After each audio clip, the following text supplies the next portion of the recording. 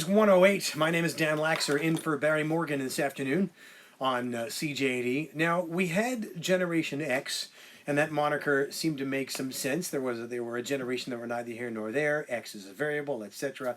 Then we had Generation Y, which was a bit too random for me because they just chose Y because it comes after X, and I never understood who or what Generation Y were. Now we have Millennials, and they are currently the largest generation that are part of the workforce right now. This means that you probably work with some millennials, but you might not know. Dr. Carl Moore, whom you know from our CEO series here on CJAD, has a book coming out in the fall. Sorry, I have the title of it right here, Working with Millennials the Way They Want to Be Worked With. And he joins me now. Good afternoon. Good afternoon, Dan. Good to have you in studio. Pleasure to be here. How would you define millennials? If I understand correctly, they were born in or around 2000. Yeah, or came more of age. I mean, roughly we're saying it's probably 33 and under. Yeah. Is roughly, but it's something where there's no magic, where if you're 34, you're totally different than 33. And at a 33-year-old versus a 20-year-old, it's different worlds as well. Mm-hmm. But we kind of make it that thought. And what I'm arguing in the book is that people over 45 with a university degree had a modern worldview, were taught that.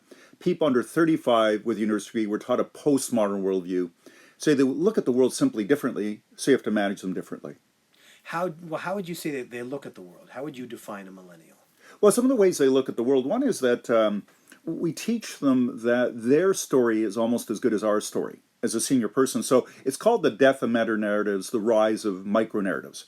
Mm-hmm. And what it means is effectively a significant reduction in hierarchy. So when I was a kid, I'd go to a doctor, be a man behind a huge desk he could land an aircraft on. Yeah. He'd have a uniform on, a stethoscope, the signs of authority. So he was, God, and I was down here with my mother. Right. Where today, when I go to the doctor, I sit beside her in chair. She has no uniform on, no stethoscope.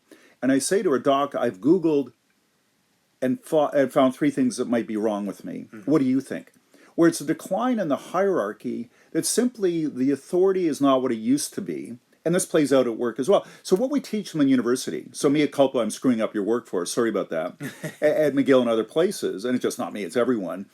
The mindset is that there's less hierarchy. Therefore, my story, what I have to say, is as important almost as yours. To net it out, we got to talk less, listen more as managers with millennials. Okay.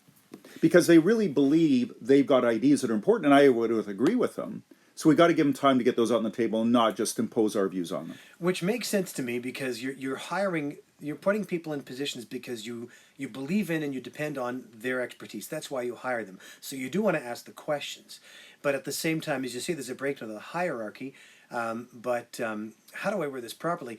But do your employees that are millennials still have to recognize that you as the boss are still the boss? Yeah, they do. I think what it is that if you give them time to get out their ideas on the table, they're happy if you make a decision at the end after you've listened to everyone. You don't favor Susan over Mary, but you're fair. They're happy for you to make the decision. You have the position, the experience. So I find millennials are relaxed about me making the decision, the manager, as long as I listen to them. But if you skip that listening step, you're a jerk. Mm-hmm. Now, part of it is, from a hard-nosed business person viewpoint, part of it is that I used to make strategies maybe 20, 25 years ago. I just sit in a room and think deep thoughts and come up with a strategy, where in today's turbulent environment, that doesn't work anymore as a hard-nosed business person. Mm-hmm. It's just such a turbulent environment. Strategies are more apt to emerge from frontline troops who are dealing with the reality out there, not just people sitting. Because if you get more senior, I was at IBM for about 7 years, at a certain point, you get filters between you and reality. So in today's world, you got to get those filters out of the way and listen to people that are closer to the front line, typically younger people, so that you can adjust your organization's approach to be more effective. If a company's big enough and corporate enough, you see that happening.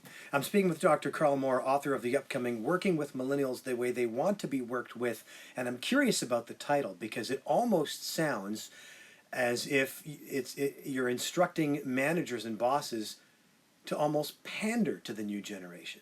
Well, pander is one. I think it's too strong a word. Okay. The title we're going with is leading crossed out, managing crossed out, because leading and managing are two strong words for millennials typically. Yeah. And it's saying that I love this generation. I travel. We've taken them on a trip. We were in Chile and Colombia this year. We've been our 9th year coming up, traveling with 30 undergraduates.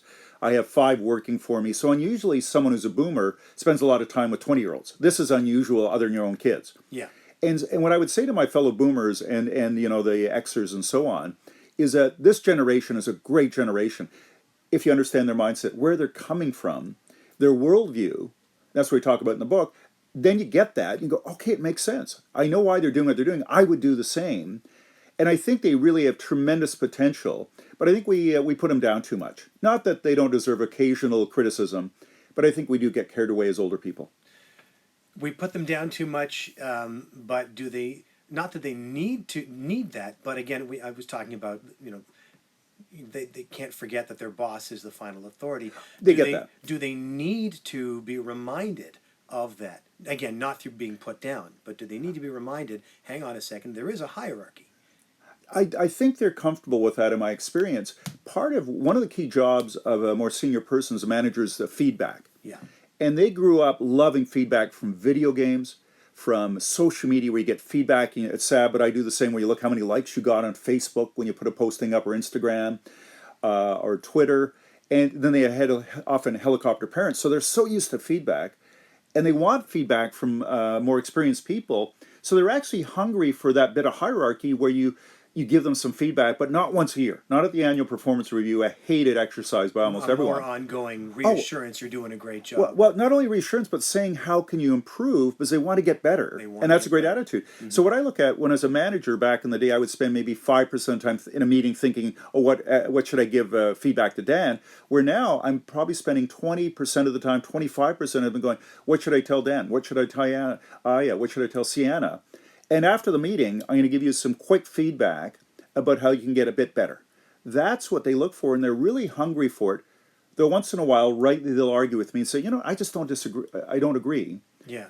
Where I would have never done that. But they love that feedback. It sounds to my mind like the way things always should have worked until now. Yeah, I mean, I wish when I was younger, people listened to me more. Sounds like whining, but, you know, it was much more hierarchical back in the day. But it was people that had, you know, grown up in the Vietnam War in a hierarchy and a military kind of approach, where that's the way society was. And in a world that doesn't change much, that works. But my experience in sales at IBM 25, 30 years ago is largely irrelevant today. Mm-hmm. Not entirely, but back 25 years ago, the experience they had was more relevant. So the world's changed, but you're right, I wish people had listened to me more. But I think today, it just has got to be done. It's no longer optional in most industries. Hence the book coming out in the fall, Working with Millennials the Way They Want to Be Worked. Dr. Carl Moore, thanks so much. My pleasure, Dan. McGill management expert, and of course the host of our CEO series Friday nights here on CJAD. Coming up in a couple of moments, how to get your kids back